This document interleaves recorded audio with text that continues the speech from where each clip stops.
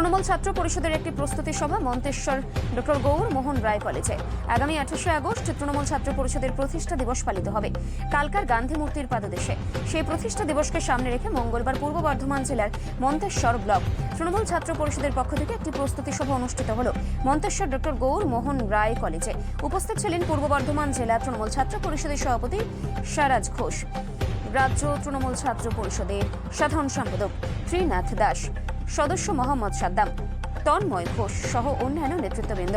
আজকের প্রস্তুতি সভার আয়োজন করে মন্তেশ্বর ব্লক তৃণমূল ছাত্র পরিষদের সভাপতি ইসারুল মণ্ডল। এই সভায় ছাত্র পরিষদের সদস্য কলেজ ছাত্রছাত্রীরা বার্তা নিয়ে এগোচ্ছে। বাকি আপনারা জানেন যে 28শে আগস্ট তৃণমূল ছাত্র পরিষদের প্রতিষ্ঠা দিবস উপলক্ষে কলকাতার গান্ধী রোডে গান্ধী মূর্তির পাদদেশে ঐতিহাসিক যে ছাত্র সমাবেশ, সেই ছাত্র সমাবেশকে সফল করার লক্ষ্যে আজ মন্তেশ্বর ব্লক তৃণমূল ছাত্র পরিষদের উদ্যোগে এবং আমাদের মন্তেশ্বর পঞ্চায়েত সমিতির সভাপতি, আমাদের সকলের অভিভাবক সম্মানীয় আহমেদ হোসেন শেখ মহাশয়ের ব্যবস্থাপনায় আজ আমাদের ডক্টর গৌরমোহন রায় কলেজ তৃণমূল ছাত্র পরিষদের সহযোগিতায় প্রস্তুতি সভা অনুষ্ঠিত হয়েছে।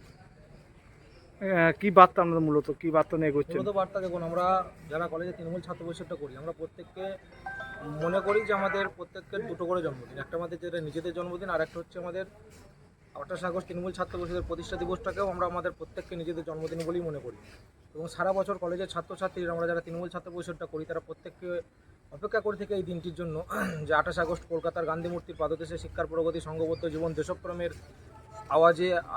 আওয়াজে ভরে উঠবে কলকাতার রাজপথ। এই আমরা কয়েক হাজার ছাত্রছাত্রী নিয়ে কলকাতার উদ্দেশ্যে আমরা বাসে করে, ট্রেনে করে উদ্দেশ্য রওনা দিই আমাদের জননেত্রী সর্বাধিনায়িকা মমতা বন্দ্যোপাধ্যায় এবং আমাদের যুবরাজ অভিষেক বন্দ্যোপাধ্যায়ের বক্তব্য শুনতে।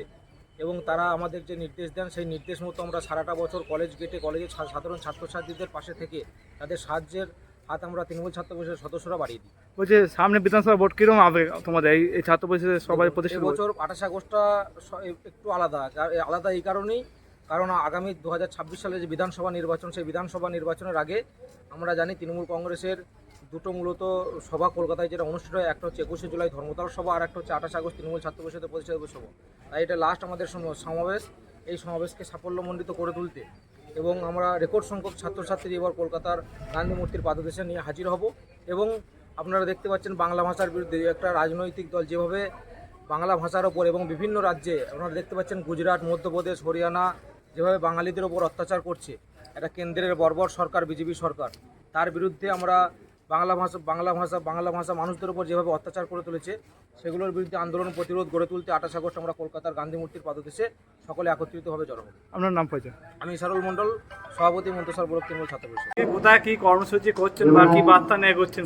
আমাদের রাজ্য তৃণমূল ছাত্র পরিষদের সভাপতি সম্মানিত নির্দেশে সারা রাজ্য জুড়ে 28শে আগস্ট তৃণমূল ছাত্র পরিষদ প্রতিষ্ঠা দিবস উপলক্ষে আপনারা যে ছাত্র সমাবেশ অনুষ্ঠিত হতে চলেছে, তার প্রধান বক্তা নেত্রী মমতা বন্দ্যোপাধ্যায়, আমাদের অনুপ্রেরণা, এবং আমাদের নেতা অভিষেক বন্দ্যোপাধ্যায়।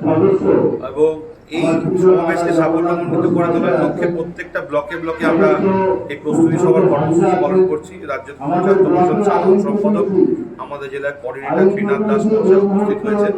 এবং আজ আমরা মন্তেশ্বর ব্লকে তৃণমূল ছাত্র পরিষদ যে কর্মসূচি নিয়েছেন, আমরা সেই কর্মসূচি আজ এখানে পালন করছি।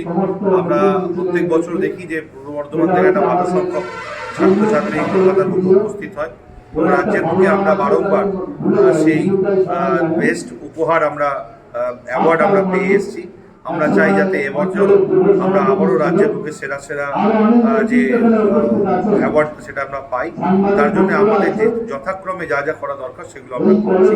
দেখা যাচ্ছে শ্রমিকদের যে ভাতা মুখ্যমন্ত্রী ঘোষণা করেছে 5,000 টাকা, যেটাকে নিয়ে বিরোধীরা বিতর্ক করছে, কি বলবেন?